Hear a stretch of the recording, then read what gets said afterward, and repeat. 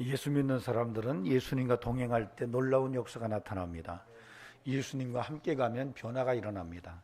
여러분의 인생이 예수님과 함께 간다면 희망이 가득하게 될 줄로 믿습니다. 그래서 예수 믿는 사람들은 예수 이름 부르고 사는 거예요. 예수님의 이름을 붙들고 삽니다. 그 이름을 의지하고 삽니다. 그래서 그렇게 예수님과 함께 가는 사람은 경건의 모양만 있는 게 아니라 경건의 능력도 드러납니다. 저는 우리 성도들의 삶 속에 경건의 모양만이 아니라 경건의 능력도 드러날 수 있기를 소망합니다. 만약에 경건의 모양만 있고 경건의 능력이 없다면 그 믿음은 위장된 믿음일 수 있습니다. 우리의 믿음은 갑 속에 든 칼 같은 믿음이어서는 안 됩니다. 5만 원짜리 돈이 지갑에 들어있는데 그것을 땅속에 묻어두고 평생 살다가 아무도 모르게 세상을 떠난다면 그 5만 원짜리는 그냥 5만 원짜리도 땅속에 묻어있는 것이지 아무런 기능을 못한 것입니다. 성도가 예수 믿고 산다는 것은 정말로 그 안에 예수님이 역동성을 가지고 움직임으로 그에게서 예수 냄새가 나고 그에게서 빛과 소금의 기능이 드러나서 세상을 변화시키고 나를 통해서 하나님의 축복이 땅끝까지 흘러가는 이런 기능을 할 때에 우리의 성도에게 경건의 믿음과 경건의 능력이 현실화되는 것입니다. 저는 우리 성도들에게 그런 은혜가 충만케 되기를 주의 이름으로 축원합니다. 어떤 사람이 타국으로 떠나면서 자기 집에 있는 종들에게 거액의 돈을 맡겼습니다. 어떤 종에게는 5달란트의 금을 맡겼고 어떤 종에게는 2달란트를 맡겼고 어떤 종한테는 1달란트의 돈을 맡기고 떠났습니다. 주인이 떠난 다음에 이 세 종이 각기 움직이기 시작합니다. 5달란트 받은 종과 2달란트 받은 종은 즉시 가서 그것으로 장사를 합니다. 그리고 많은 이득을 챙깁니다. 그런데 1달란트 받은 종은 그 돈을 가지고 가서 땅을 파고 그대로 묻어둡니다. 오랜 시간이 지난 후에 주인이 돌아왔을 때 종들이 주인을 보려고 나옵니다. 그때 5달란트 받은 종과 2달란트 받은 종은 이렇게 말합니다. 주인님, 주인께서 제게 5달란트를 주셨는데 2달란트를 주셨는데 제가 5달란트를 남겼습니다. 2달란트를 남겼습니다. 여기 10달란트를 갖고 왔습니다. 여기 4달란트를 갖고 왔습니다. 라고 이야기를 합니다. 그때 주께서 주인이 그렇게 말해요. 잘하였도다. 착하고 충성된 종아. 그런데 1달란트를 받은 종은 땅속에 묻어둔 것을 주인이 왔을 때 다시 캐서 들고 와서 주인에게 그것을 내놓고 나는 당신이 굉장히 엄한 사람이어서 내가 두려워서 이 돈을 땅에 묻어뒀다가 오늘 그대로 갖고 왔습니다. 라고 1달란트를 주인에게 내어놓습니다. 주인이 그 종의 1달란트를 보고 악하고 게으른 종아, 너는 참 악하고 게으른 종이다 라고 말하면서 그 1달란트를 취해서 10달란트를 가져온 종에게로 주는 일이 벌어집니다. 오늘 본문을 가만히 들여다보면 오늘 본문이 우리에게 시사하는 메시지가 굉장히 많습니다. 몇 가지 우리가 살펴보면요, 오늘 본문 속에서 굉장히 중요하게 본문 속에 축으로 등장하는 그런 구절체가 있습니다. 여러분 19절을 보시기 바랍니다. 19절을 보면은 같이 읽어보실까요? 시작. 오랜 후에 그 종들의 주인이 돌아와 그들과 결산할세. 결산할세. 이 19절을 중심으로 해서 앞에서는 결산하기 전의 상황을 이야기하고 있고 이 19절을 중심으로 해서 그 다음에는 어떻게 결산하는지를 설명을 하고 있어요. 그래서 이 19절이 경계점에 해당한다고 여러분이 보시면 되고 이 19절이 사실 오늘 본문 속에서 가장 중심축으로 드러나고 있는 것을 여러분이 본문을 읽다 보면 쉽게 발견할 수가 있을 겁니다. 또 흥미로운 것은 25장 1절을 보시면 첫 구절에 그때의 천국은 마치 이렇게 나와요. 근데 사실 이 25장은 세 개의 이야기가 연속적으로 언급됩니다. 첫 번째 이 얘기는 열처녀의 이야기예요. 오늘 본문이 두 번째 이야기입니다. 달란트 이야기예요. 세 번째는 양과 염소의 이야기가 언급되어 있어요. 마태는 이 세 가지 이야기를 종말과 연결해서 한 장 속에 묶어서 기록을 했습니다. 그때의 1절에서 그 당시의 상황 속에서 천국이 마치 어떤가를 설명을 해요. 근데 이것이 사실은 오늘 본문 속에서 천국은 마치가 1절에만 등장하고 있지만 오늘 본문이 시작되는 그 내용 속에서도 이 천국은 마치라는 용어가 언급되는데 그게 생략되어 있어요. 그래서 여러분이 14절을 보면은 또 어떤 사람이 타국에 갈 때 할 때 그 앞부분에 천국은 마치 또 어떤 사람이 타국에 갈 때 이렇게 여러분이 읽으셔야 돼요. 그 다음에 여러분 31절을 보시기 바랍니다. 31절에도 인자가 자기 영광으로 모든 천사와 함께 올 때에 이렇게 나오지만은 이때에 바로 앞부분에 천국은 마치라는 용어가 생략되어 있는 거예요. 그래서 이 천국에 대한 이야기를 통해서 말세의 중요한 메시지를 오늘 본문이 이야기하고 있다는 것을 우리가 알 수가 있습니다. 좀 특이한 것은 오늘 여러분이 읽다 보면은 사실은 주인은 종들에게 5달란트, 2달란트, 1달란트를 주고 떠났지만은 결산한다는 말은 한마디 안 했어요. 여러분 읽어보시면 종들에게 5달란트, 2달란트, 1달란트를 주고 주인은 아무 말 않고 떠났어요. 근데 나중에 주인이 돌아왔는데 종들은 결산을 준비해 가지고 오고 있어요.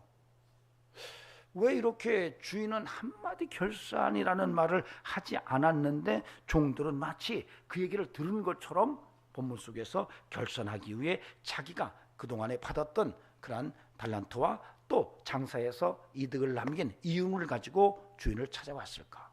왜 마태는 이런 식으로 이야기를 전개했을까라고 하는 거예요. 왜 결산한다는 말을 주인이 처음부터 말하지 않고 그것을 감추고 자연스럽게 결산이 등장하도록 그렇게 본문이 쓰여졌을까? 이게 말세라는 상황과 연결될 때에 우리의 인생도 마지막 때 결산하는데 그 결산이 마치 아무도 예고하지 않았지만 어느 날 문득 나는 결산할 수밖에 없는 상황이 우리에게 도래한다는 것을 암시하고 있는 거예요. 그래서 결산은 아무도 얘기해 주지 않아요. 그러나 반드시 우리의 인생의 마지막에는 결산이 있다는 얘기를 우리가 이 본문 속에서 읽어낼 수가 있습니다. 또 2달란트와 5달란트 받은 종들에게 주인이 한 말이 똑같아요. 그러니까 주인이 돌아와서 두 종이 10달란트와 4달란트를 들고 와서 주인에게 내놨을 때 그 종들에게 똑같은 얘기를 왜 이렇게 똑같은 얘기를 똑같이 반복하고 있을까라고 하네. 잘하였다 착하고 충성된 자가 내가 적은 일에 충성하였으며 내가 많은 것으로 내게 맡기니 내 주인의 즐거움에 참여할지다. 한 글자도 다르지 않아요. 왜 이렇게 똑같은 문장을 똑같이 썼을까? 이렇게 반복적으로 쓸 때는 이게 굉장히 중요하다라고 하는 문학적인 의도가 읽혀지고 있는 것을 볼 수가 있어요. 정말로 주인이 잘했다 착하고 충성된 종아 라고 말을 한다는 것은 그런 말을 들을 수 있다는 것은 종의 입장에서 굉장히 중요하다는 것을 마태는 의도적으로 이렇게 문학적 기교를 통해서 드러내고 있다는 것을 알 수가 있습니다. 그리고 우리가 예의주시할 것은 24, 25절이에요. 여러분 한번 보시기 바랍니다. 24, 25절 같이 한번 읽어보실까요? 시작. 한 달란트 받았던 자는 와서 이르되 주인이여 당신은 굳은 사람이라 심지 않은 데서 거두고 해치지 않은 데서 모으는 줄을 내가 알았으므로 두려워하여 내가 당신의 달란트를 땅에 감추어 두었나이다. 보소서 당신의 것을 가지셨나이다. 아멘. 이 한 달란트 받은 종이 주인에게 와서 주인에 대한 인식을 이야기하는데 그게 24절에 나와요. 당신이 굳은 사람이라 심지 않은 데서 거두고 해치지 않은 데서 모으는 줄 내가 알았다.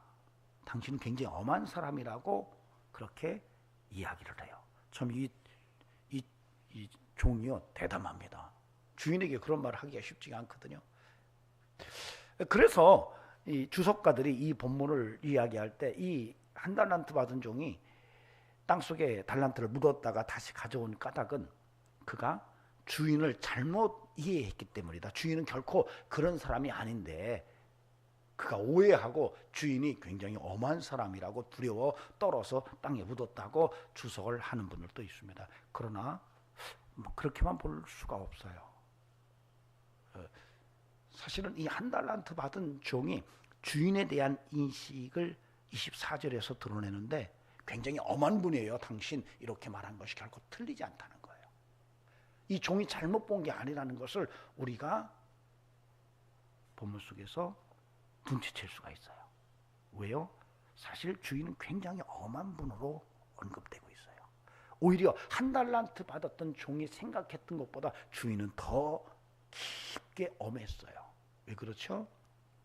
이 사람이 한 달란트를 땅속에 묻어뒀다가 가져왔더니 주인이 뭐라고 얘기냐면, 야, 그걸 한 달란트 땅에 묻었다 갖고 면 어떻게? 차라리 그렇다면 내가 이자놀이하는 사람에게, 취리하는 자에게 돈을 맡겨서 원금과 이자를 갖고 와야 되는 거 아니냐라고 말한다는 것은 지금 한 달란트 받은 종의 생각보다도 훨씬 더 엄한 모습으로 본문이 기록하고 있다는 거예요.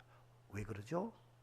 여러분, 마지막 결산 때 우리의 인생을 결산하는 그분은 엄청나게 엄한 분이라는 것을, 굉장히 엄하게 우리를 결산하신다는 것을 이 본문은 이야기하고 있다는 겁니다.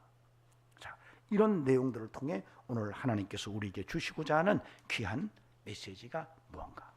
참 중요한 것은 이 25장이 이야기가 세계가 순차적이에요. 사실은 열처녀의 비유를 통해서 준비하라 이렇게 말해요.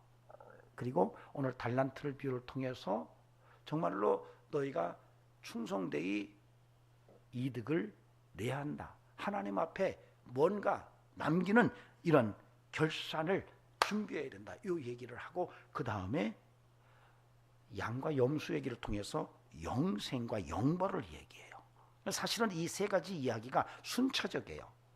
우리가 천국을 준비해야 되고, 그 준비된 것은 반드시 결산이 있을 것이고, 그리고 결산으로 인해서 영벌을 받든지 영생을 얻든지 둘 중에 하나를 너희들이 받아들여야 된다라고 하는 얘기를 마태는 세 가지 이야기를 통해서 순차적으로 설명하고 있는 거예요. 그래서 이 본문은 말세의 마지막 때를 향한 경고의 메시지입니다.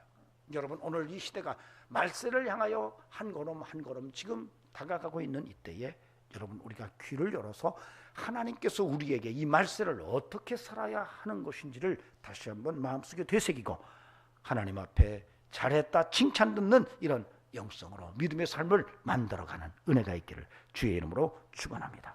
첫째로 오늘 우리가 이 본문 속에서 들어야 될 가장 우선적인 메시지는 내가 받은 달란트가 있으며 그것으로 이익을 내야 한다는 것입니다. 여러분, 어떤 분들은 그렇게 얘기를 해요. 아니, 내가 받은 게 뭐가 있다고요? 아이고, 목사님, 저는 아무것도 할 줄 몰라요. 내가 뭐 재능이 있어야 되죠. 뭘 할 만한 건덕지가 있어야 되죠. 이렇게 말합니다. 그러나 여러분, 오늘 이 달란트 비유는 우리에게 말합니다. 그럼에도 불구하고 하나님은 너에게 준 게 있다는 거예요. 내가 생각할 때는 나는 하나님께서 주신 그런 재능이 없는, 돈이 있나, 배움이 있나, 인물이 좋은가, 재능이 있나, 아무것도 내가 내세울 게 없는데, 그런데 성경은 그럼에도 불구하고 너가 하나님이 주신 달란트를 갖고 있어라고 말하고 있는 거예요. 그리고 그 받은 달란트로 너 여전히 하나님 앞에서 이익을 남기는 이런 인생을 살아야 된다는 얘기를 하고 있다는 것입니다. 여러분, 14, 15절을 보시기 바랍니다. 또 어떤 사람이 타국에 갈 때 종들을 불러 자기 소유를 맡긴 것 같으니 각각 그 재능대로 한 사람에게는 금 5달란트를, 한 사람에게는 2달란트를, 한 사람에게는 1달란트를 주고 떠났더니, 재능대로 줬어요. 여러분, 재능대로 줬어요. 차이는 있을 수 있어요. 5달란트, 2달란트, 1달란트 차이는 있을 수 있어요. 그러나 없는 건 아니에요. 가장 오해 중에 하나가 나는 아무런 재능이 없어요 라는 말이에요. 내가 하나님 앞에 아무런 내세울 게 없어요 라고 하는 오해처럼 큰 오해는 없어요. 누구든지 예수 그리스도 안에서 하나님을 아버지라고 부르는 십자가의 은혜를 경험한 성도라면 그는 반드시 하나님께서 그를 통해서 일하시고자 하는 재능을 갖고 있다는 것을 오늘 우리가 깨달을 수 있어야 할 것입니다. 그래서 여러분, 이제는 여러분의 인생을 통해서 이익을 좀 내는 이런 인생을 살아가는 은혜가 있기를 간곡히 부탁을 드립니다. 여러분, 하나님께서 여러분을 통해서 여러분이 이익을 내서 하나님 앞에 가져오기를 하나님께서 지금도 기대하고 있다는 것을 우리가 오늘 분명하게 알아야 할 것입니다. 사실 오늘 본문 속에서 네가 작은 일에 충성했으니 이렇게 말해요. 그러니까 작다 할지라도 여러분, 우리에게는 달란트가 분명하게 있다는 얘기입니다. 세 번째 이야기에 양과 염소에게서도 그렇게 얘기해요. 지극히 작은 자에게 한 것이 바로 내게 한 거다, 이렇게 말씀하세요. 그러니까 이 땅에 사는 동안에 어찌하든지 하나님께서 우리를 부르셨을 때에는 우리에게 주신 하나님의 재능, 즉 달란트를 통해서 더 많은 이익을 내도록 하나님께서 기대하고 계시다는 사실이에요. 하나님이 그런 말씀을 안 하신다 할지라도 여러분이 그걸 알고 그렇게 열매 있는 인생을 살아내야 한다는 것을 오늘 이 본문이 우리에게 이야기하고 있습니다. 우리가 무디 얘기를 들어보면은 여러분, 무디는 정말 대단한 그러한 복음 전도자였습니다.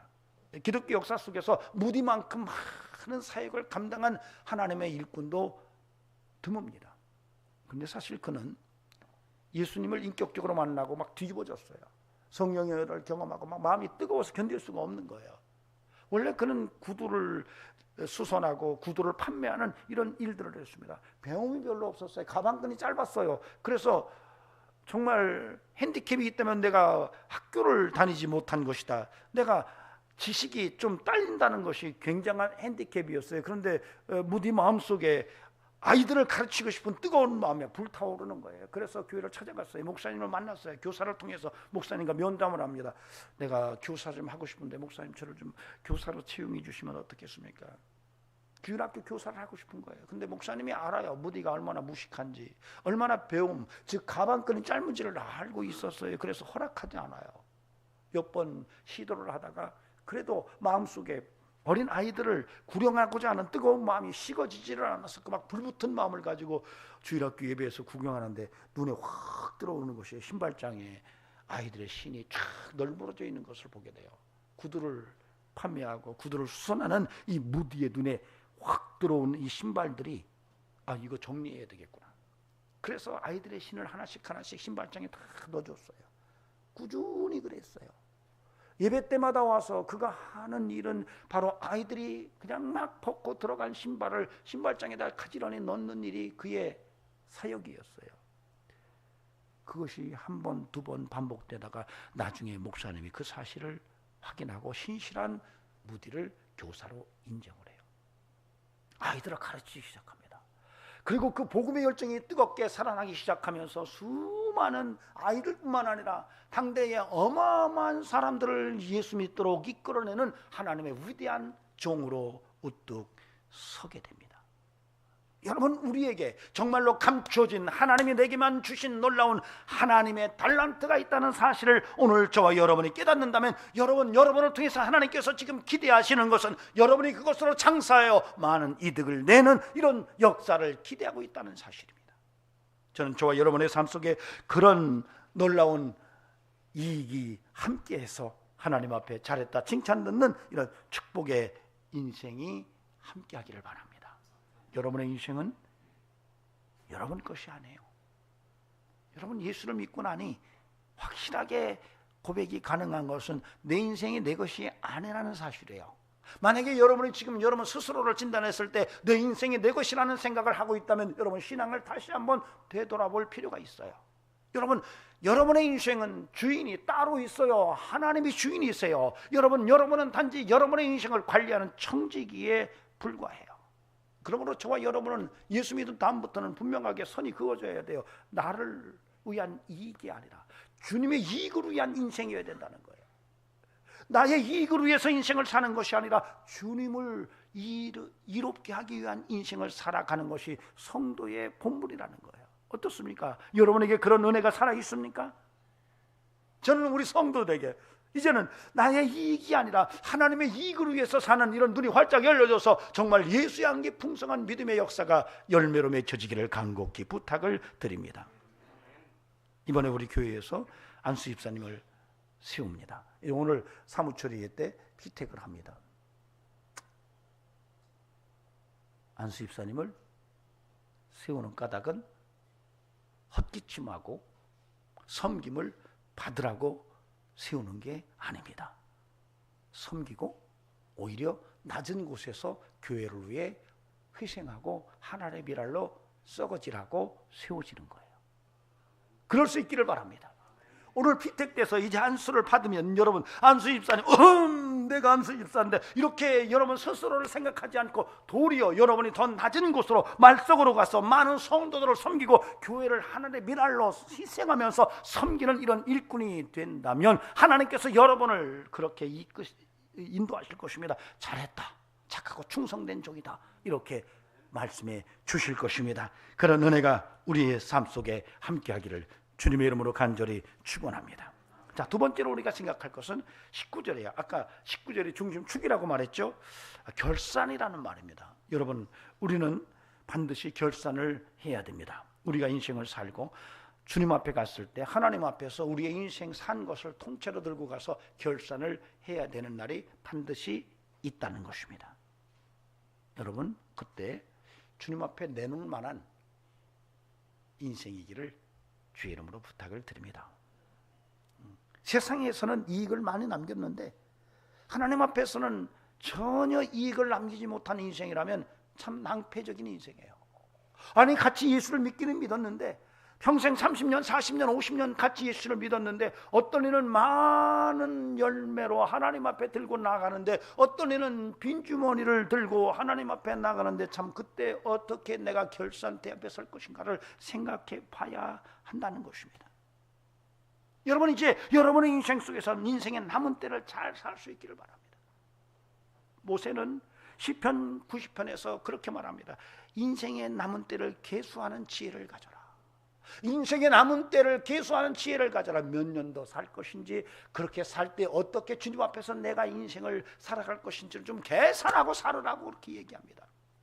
여러분, 베드로 사도는 베드로전서 4장 1절 2절에서 너희가 이제는 더 이상 사람의 정욕을 따르지 말고 하나님의 뜻을 따라 육체의 남은 때를 살라고 이야기합니다. 여러분의 인생의 육체의 남은 때 정말로 하나님 앞에서 여러분 육체의 정욕을 따라 사는 게 아니라 하나님의 뜻을 따라 살라고 얘기합니다. 여러분, 정말로 우리에게 이 정말 인생의 결산의 때가 철저하게 준비되어져서 하나님 앞에 섰을 때 잘했다 칭찬 듣고 착하고 충성된 종이라고 하는 이런 언급을 주님으로부터 들을 수 있기를 간절히 바랍니다. 여러분에게 이런 정이 살아있기를 간곡히 바랍니다. 그래서 이제는 좀 생각하면서 삽시다.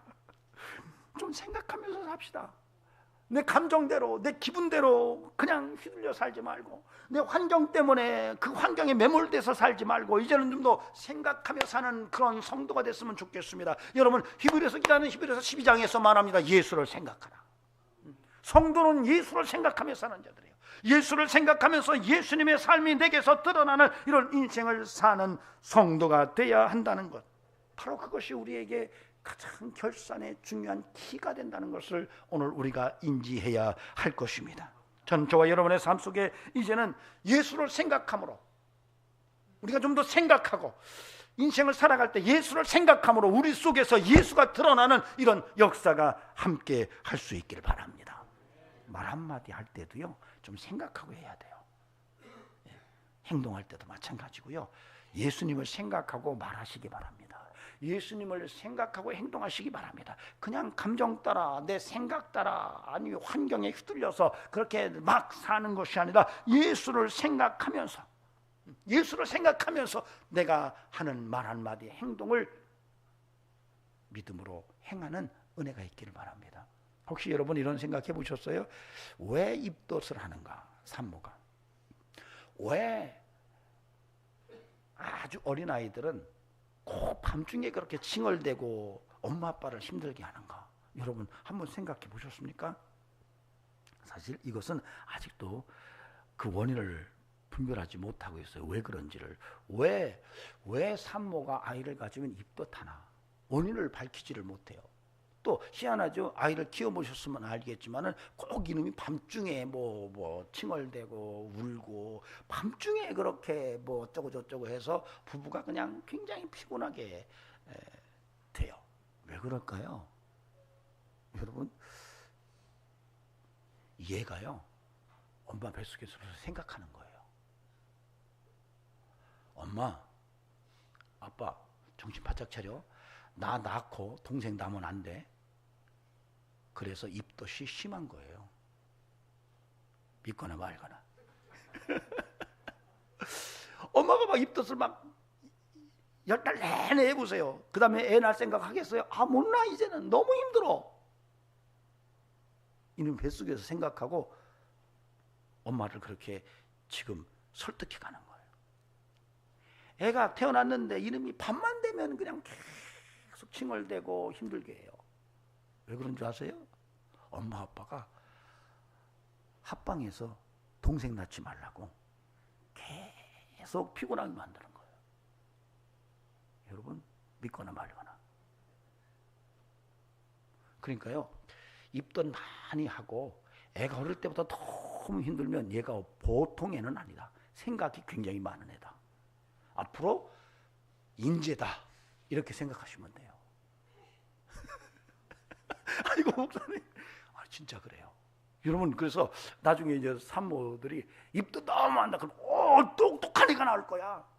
어릴 때 애가 너무 밤마다 그냥 괴롭혀가지고 엄마 아빠가 힘들어 죽겠다. 얘 천재일 거야. 이렇게 말해주시기 바랍니다. 얘기는 뭐냐면 엄마 뱃속에 있는 애도 생각하고 살아요. 이제 태어나서 얼마 안 된 애도 벌써 생각하고 벌써 계산하고 사는데 나이가 60대고 70대고 그랬는데 아무 생각 없이 막 산다면 이게 정말 비극 중에 비극이에요. 점심시간에 밥 먹는데 아무 생각 없이 그냥 딱 가서 앉아있어요. 남들은 다 반찬 날려고 그러는데 이 생각이 없는 거예요. 결산할 때 혼나요. 너는 왜 밥 먹을 때 앉아있었어? 아니 나는 한 번도 음식을 안 해. 매일 밥 먹고. 깊은 산속 김집사 주일 예배 왔다가 예배 시간에 절고 밥만 먹고 가지요. 요 얘기예요.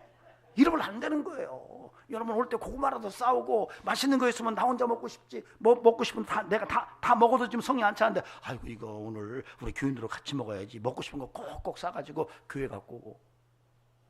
아멘 안 하시네. 대략 좀 해야 돼요. 여러분 그런 것들이 다 결산 때에 하나님 앞에서 잘했다 칭찬 듣는 요인이라는 거예요. 정말 여러분에게 이런 은혜가 살아있기를 간곡히 부탁을 드립니다. 여러분 선생님 똥은 개도 안 먹고요. 장사꾼 똥은 개도 안 먹는다는 말이 있어요. 여러분 선생님 똥이 얼마나 요즘 초등학교 선생님들이 원래 초학 스승에게 그렇대요.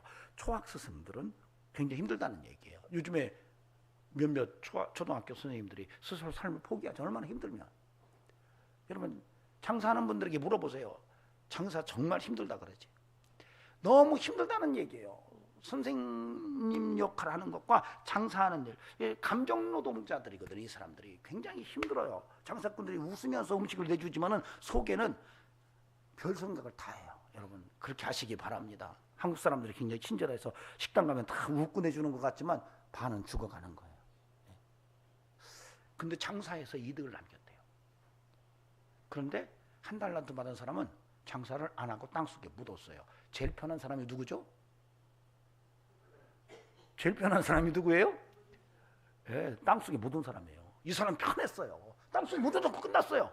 장사할 이유가 여러분 예수 그리스도를 믿고 예수님의 제자로서 사명을 감당하고 십자가를 붙들고 순리의 길을 살아간다는 것은 녹록지 않은 거예요. 이거 보통 일 아니에요. 여러분 그래서 오늘 본문은 장사해서 이익을 남겼대요. 이익을 남기려면 망하는 것도 힘들지만 이익 남기는 건 더 힘든 거예요. 이게 굉장히 힘들었다는 얘기예요. 여러분 성도가요 진정성 있는 착하고 충성된 종으로 선다면 여러분 똥을 개가 외면합니다. 그렇다고 오늘 가셔가지고 개를 앉혀놓고 야 너 이거 먹어봐 그러고 앉아서 일을 보거나 그러지는 않기를 바랍니다. 적어도 우리가 예수의 이름을 붙들고 세상에서 빛이 되고 소망이 되는 이런 삶을 살아간다는 것은 녹록한 삶, 그냥 편한 게 아니라는 거예요. 굉장히 힘든 일이라는 거예요. 그럼에도 불구하고 우리가 결산을 생각하면 그 길을 가야 된다는 거예요. 그래서 성경은 말합니다. 그 길이 바로 십자가의 길이다, 고난의 길이다, 골고다의 언덕길이다, 이렇게 얘기하는 거예요. 여러분, 착하고 충성된 종은 그런 이익을 위해서 복음을 위해 희생하는 인생을 마다하지 않습니다.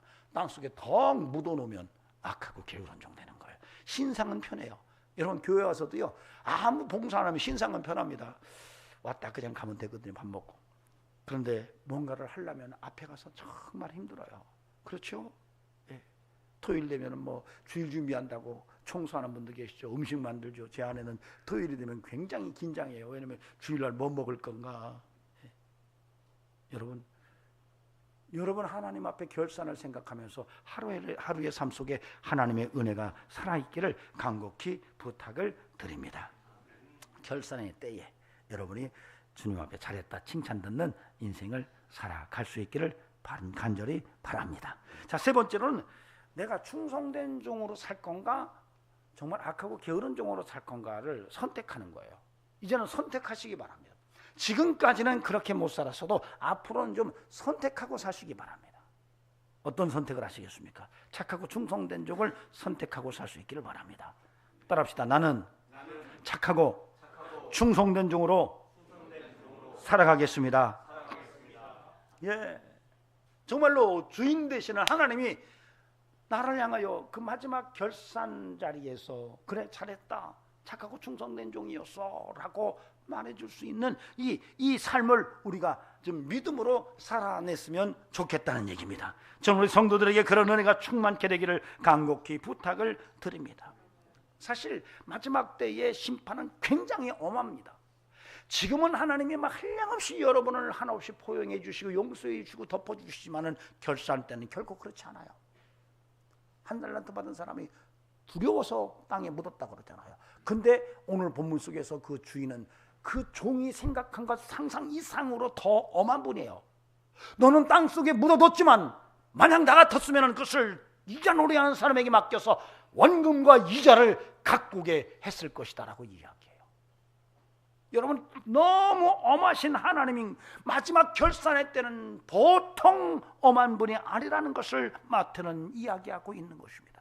이 엄하신 주님 앞에서 그때 가서 내가 그럴 수밖에 없었다고 변명하지 않기를 바랍니다. 여러분, 오늘 이때에 여러분이 하나님 앞에서 착하고 충성된 종으로 정말 장사하여 이익을 남겨 하나님 앞에 칭찬 듣는 인생을 살아내는 은총이 함께하기를 간곡히 부탁을 드립니다. 쫓겨난대요. 쫓겨나는 인생이 돼서는 안 됩니다.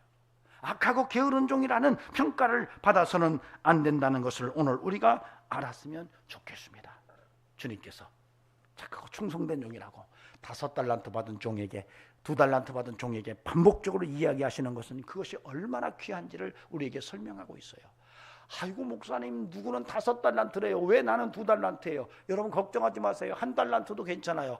여러분 5달란트 받은 사람이 5달란트를 남기고 2달란트 받은 사람이 2달란트 남기고 1달란트 받은 사람이 1달란트 남기면 되는 거예요. 다 똑같이 주님께서 인정하세요. 여러분, 그러므로 여러분이 달란트 받은 대로 하나님이 여러분에게 주신 달란트대로만 하면 돼요. 그런 만큼 쓰여지면 돼요. 남이 크게 쓰인다고 그것 때문에 나까지 포기하는 이런 인생이 돼서는 안 된다는 것을 오늘 우리가 깨달을 수 있어야 할 것입니다. 이제는 우리가 코람데오의 인생으로 착하고 충성된 인생을 살아갑시다. 원래 이 코람데오라는 말은 하나님 앞에서라는 말이에요. 하나님 앞에서. 여러분 한번 생각해 보세요. 5달란트 받은 종이나 2달란트 받은 종이 결산 때에 주인에게 쪼르륵 달려왔어요. 어떻게 했을까요? 얼굴을 대면하면서 얼굴이 어땠을까요? 5달란트, 2달란트 받은 종들은 얼굴이 환했을 거예요. 이 주인을 대면하는 것이 정말 기쁨이었을 거예요. 근데 1달란트 받은 땅속에 묻어뒀던 종은 그 1달란트를 캐오면서 이걸 어떻게, 야 이거 또 혼나는 거 아니야? 뒤통수 맞는 거 아니야? 하면서 굉장히 쉽지 않게 주인을 대면했을 거예요. 여러분, 우리가 믿음의 삶을 살면서 하나님을 대면하고 산다는 것은 정말 중요한 겁니다. 보람되어의 인생을 사는 것은 참으로 중요합니다. 여러분, 야복강가에서 야곱이 천사를 만나서 밤새껏 씨름을 해요. 그때 이름이 바뀝니다. 야곱에서 이스라엘로. 그리고 나서 동이 들 때 야곱이 야복강을 건너면서 그때 외친 한마디 단어가 나와요. 브니엘이다. 원래 이 말은 페니엘이라는 말이에요. 정확하게 발음하면 페니엘인데 그냥 브니엘이라고 그렇게 번역을 했어요. 이것은 하나님의 얼굴이라는 말입니다. 하나님의 얼굴이라는 말이에요. 이 말은 뭐냐면 내가 하나님을 여기서 대면하여 보았다 이런 말이에요. 키 라이티 엘로힘 파님 엘 파님 이렇게 얘기해요. 키 왜냐하면 라이티 내가 보았다. 엘로힘 하나님을 파님 엘 파님 얼굴과 얼굴을 대면하여 이 얘기예요. 얼굴과 얼굴을 대면하여 하나님을 보고 브니엘이라고 외치면서 못 건너던 야복강을 과감하게 건너면서 형을 에서를 만나는 이야기가 창세기 32장에서 언급되고 있어요. 근데 여러분, 이스라엘 백성이 출애굽을 해서 가나안 땅을 향하여 가는 여정 속에서 하나님이 명령하에 성막을 지어요. 성막을 지을 때 성소 안에 진설병을 놓는 떡상을 만듭니다. 이 진설병이라고 하는 이 번역된 말이요, 얼굴떡이라는 말이에요. 레헴이라는 말을 써요. 레헴파님이라고 그래요. 레헴파님. 레헴이라는 말은 베들레헴, 떡이라는 말이에요. 베들레헴은 떡집이라는 말이거든요. 레헴이라는 말이 떡이거든요. 레헴파님이에요. 얼굴떡이에요. 이게 무엇을 의미하냐면요, 하나님은 12지파의 떡을 진설병을 성소 안에 두도록 한 것은 12지파는 항상 하나님을 대면하여 살아야 된다는 것을 의미하는 거예요. 이것이 하나님께서 원하셨던 거예요. 다시 말하면 하나님께서 지금도 여러분을 대면하여 보기를 원하세요. 여러분, 이 사실을 여러분이 오늘 깨달아야 돼요. 착하고 충성된 종들은 파님 엘파님 하나님을 대면하는 삶을 살았다는 사실을 오늘 우리가 알아야 돼요. 저는 부탁을 드립니다. 이제는 저와 여러분의 삶 속에서 이제는 하나님을 대면하는 놀라운 역사가 함께 할 수 있기를 바랍니다. 하나님 앞에 당당하게 서서 결산할 수 있는 은혜가 저와 여러분의 삶 속에서 확인될 수 있기를 바랍니다. 욥기 42장에서 욥이 그렇게 말합니다. 하나님, 이제 내가 듣기만 하던 주를 눈으로 봅니다. 이렇게 얘기해요. 여러분, 부모님을 전화로 듣기만 하던 관계가 대면하는 관계로 나간다는 것은 대단한 겁니다. 이거 추석 때 어떤 자녀는 부모님에게 전화만 했을 거예요. 어떤 자녀는 대면을 했을 거예요. 이게 굉장한 차이입니다. 대면한다는 게. 욥이 쉐마 이스라엘, 이제는 내가 들었습니다 라고 하는 믿음에서 이제는 내가 파님 엘파님, 내가 주님을 대면합니다 라는 믿음으로 한 단계 올라간 거예요. 여러분, 저는 부탁을 드립니다. 여러분의 삶이 하나님 앞에 대면하는 믿음으로 나아갈 수 있기를 바랍니다. 정말로 항상 하나님 앞에 얼굴을 내어놓고 하나님을 바라보면서 하나님 앞에서 결산할 때 잘했다 칭찬 들을 만한 이런 믿음의 삶을 저와 여러분이 살아낼 수 있기를 간곡히 부탁을 드립니다. 이제는 결산을 생각하며 삽시다. 내가 받은 달란트가 있다는 사실을 여러분 굳게 믿고 그것으로 장사하여 이득을 내는 성도가 될 수 있기를 간곡히 부탁을 드립니다. 이제는 하나님과의 친근한 관계, 대면하는 믿음으로 나아가서 하나님의 영광을 드러내는 이런 역사가 여러분의 삶 속에서 확인되기를 주의 이름으로 간절히 축원합니다. 기도하시겠습니다. 하나님 감사합니다. 우리의 인생이 하나님 앞에 착하고 충성된 종으로 설 수 있기를 소망합니다. 주님, 부족하지만 잘했다, 착하고 충성된 종아, 주의 음성을 들을 수 있도록 인도해 주시옵소서. 이제는 우리 구주 예수 그리스도의 은혜와 하나님 아버지 살아계심과 성령님의 역사하심이 오늘도 충성되고 착한 하나님의 일꾼으로 하나님 앞에 쓰여지기를 원하는 귀한 심령들에게 영원토록 함께 하시기를 간절히 축원하옵나이다.